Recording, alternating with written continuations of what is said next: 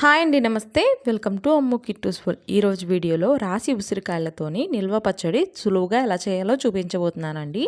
నేను చెప్పే ఈ ప్రాసెస్లో ఈ కొలతలతో కనుక చేసినట్లయితే సంవత్సరం అయినా కూడా ఈ పచ్చడి అస్సలు పాడవదండి. అలాగే చేసుకోవడం కూడా చాలా తేలిక. మంచి టెక్స్చర్తోని మంచి కలర్ఫుల్గా అలాగే చాలా టేస్టీగా ఉండే ఈ పచ్చడిని బిగినర్స్ కూడా ఈజీగా చేసుకునేలాగా సింపుల్గా అలాగే క్విక్గా చేసేద్దాం పదండి. ఇక్కడ నేను ఒక 1/2 kg రాసి ఉసిరికాయలు తీసుకొని వాష్ చేసుకొని తుడిచి ఇలాగ 10 నిమిషాల పాటు బాగా ఆరనిచ్చానండి. ఇప్పుడు వీటిని ఇలా ఘాట్లు కనిపిస్తున్నాయి కదా, అలాగ కట్ చేసుకొని ముక్కలుగా చేసుకోవాలి. ఇలా కాకపోతే ఇలా డీప్ ఫ్రై చేసుకున్నాక కూడా కట్ చేసుకోవచ్చండి, అది మీ ఇష్టం. ఇవన్నీ తీసి పక్కన పెట్టుకోండి.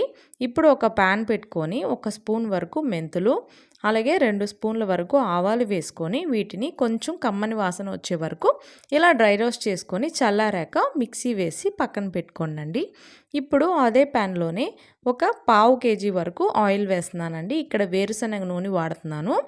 ఇలాగా ఒక 1/2 kg వరకు ఉసిరికాయలకి 1/2 kg నూనె అయితే సరిపోతుందండి, కరెక్ట్గా ఉంటుంది. ఇవన్నీ కూడా ఈ ఆయిల్లో వేసి ఒక 3 నిమిషాలు ఇలాగ ఫ్రై చేసుకుంటే సరిపోతుందండి, మరి డీప్ ఫ్రై అవసరం లేదు. ఇవన్నీ ఇలాగ వేగిన తర్వాత తీసి పక్కన పెట్టుకోండి. ఇదంతా కూడా చల్లారాలండి, ఆ తర్వాత మాత్రమే మనం పచ్చడి కలపాలి. పచ్చడికి ఏదైనా కూడా చల్లారిన తర్వాతే కలపాలండి, లేదంటే కనుక నిల్వ ఉండదు, పాడైపోతుంది. ఇవన్నీ తీసి ఇలా పక్కన పెట్టుకోండి.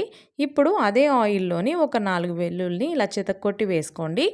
ఆవాలు, శనగపప్పు, మినపప్పు, జీలకర్ర అలాగే ఒక 10 ఎండుమిరపకాయలు ఇలా వేసుకొని ఇవంతా వేగిన తర్వాత కరివేపాకు వేసుకోండి. వేగిన తర్వాత ఇదంతా కూడా పూర్తిగా చల్లారనివ్వాలండి, పక్కన పెట్టేసేయండి. ఇప్పుడు ఈ ఉసిరికాయలు కూడా చల్లారిన తర్వాత ఈ ముక్కల్ని ఒక గిన్నెలో వేసుకొని ఇందులో ఈ 1/2 kg ఉసిరికాయలకు గాను నేను ఇక్కడ ఒక 50 గ్రాముల వరకు సాల్ట్ వేసానండి. అలాగే ఒక 50 గ్రాములు కారం వేసుకోవాలి. ఇలాగా ఉప్పు కారం కూడా సేమ్ క్వాంటిటీ వేసుకోండి. ఒక 10 వెల్లుల్లిపాయలని ఇలా కట్ చేసి వేస్తున్నానండి. ఇదంతా కలిపిన తర్వాత మనం ముందుగా గ్రైండ్ చేసుకున్న ఆవాలు, మెంతిపొడి కూడా ఇందులోనే వేసేసుకొని కలిపేసుకోవాలండి. ఇలా ముందుగా ఈ ముక్కలకి ఈ ఉప్పు కారం ఇదంతా పట్టిస్తే చాలా బాగుంటుందండి, ముక్క టేస్ట్గా ఉంటుంది. ఇప్పుడు చల్లారిన ఈ తాలింపు కూడా ఇందులో వేసుకోవాలి. వేసుకొని ఇదంతా కూడా బాగా కలుపుకోవాలండి. ఉసిరికాయని రోజు మొత్తంలో ఏదో ఒక రూపంలో తీసుకుంటే చాలా హెల్దీ అండి. అలాగే ఇదంతా కూడా కలుపుకున్న తర్వాత ఒక 4 చిన్న సైజు నిమ్మకాయలు వేస్తున్నానండి. పెద్దవైతే కనుక 2 వేసుకోండి. ఇలాగ జ్యూస్ తీసుకొని ఇత్తులు లేకుండా వేసుకోవాలండి. ఇదంతా కలుపుకొని ఒక గ్లాస్ జార్లో తీసి పక్కన పెట్టుకోండి. ఈ పచ్చడి 2 రోజులు బాగా నానాలండి.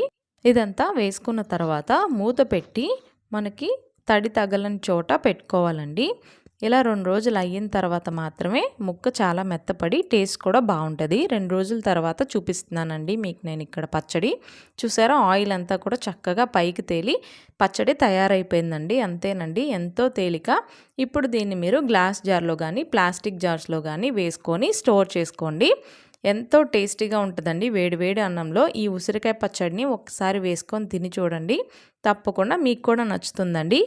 ఇదంతా కూడా గ్లాస్ జార్లో తీసుకున్న తర్వాత ఈ పైన ఆయిల్ అంటింది కదండి, అదంతా కూడా ఒక క్లాత్తో కానీ లేదంటే టిష్యూతో కానీ ఇలాగా నీట్గా క్లీన్ చేసి మాత్రమే మూత పెట్టండి. లేదంటే గనక పచ్చడి పాడైపోతుందండి, బూజులాగా వస్తుంది ఆ ప్లేస్లో.